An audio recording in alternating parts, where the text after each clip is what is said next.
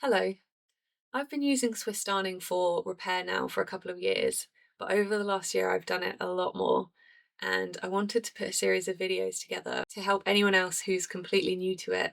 I've found a lot of tips and tricks out along the way that have helped make the process easier for me, and I hope that these tips will be helpful for you as well. The videos are all in bite-sized pieces, so they'll look at the knit fabric itself, the tools that can help you get started, fixing ladders in knitwear, fixing single rows of damage and then multiple rows, and then Swiss darning itself, either using pins or scaffolding stitches. Everyone's going to have a slightly different approach when it comes to Swiss darning, as with any kind of darning technique or any creative technique, but these are just the things that have worked for me, and I hope that they are helpful for you. I hope you enjoy watching the videos, and happy darning!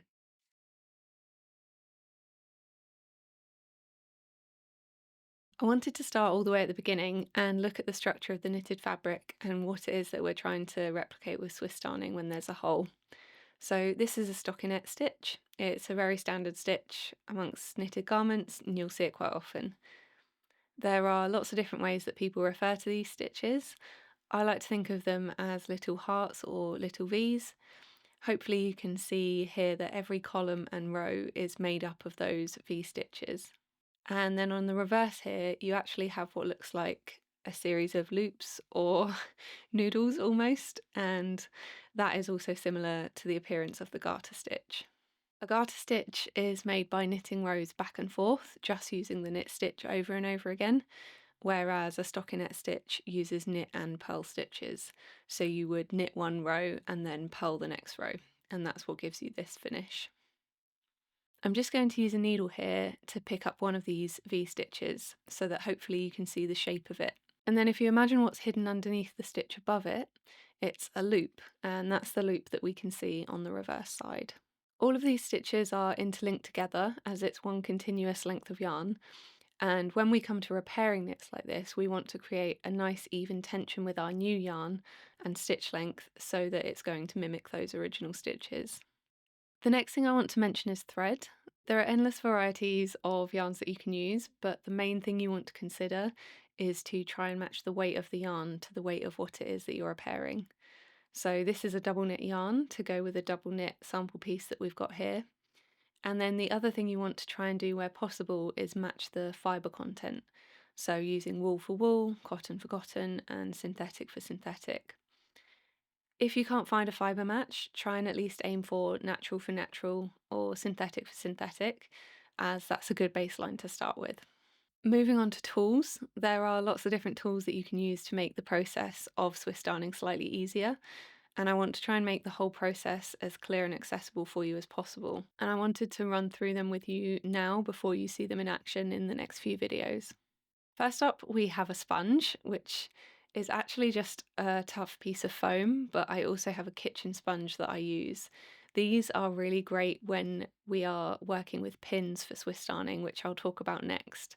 So when you have a piece of fabric or your garment laid over these sponges, we can then build up a series of new stitches to cover a hole and use pins to insert them into the foam underneath. And that's really helpful to keep everything in place as you're building up those new stitches.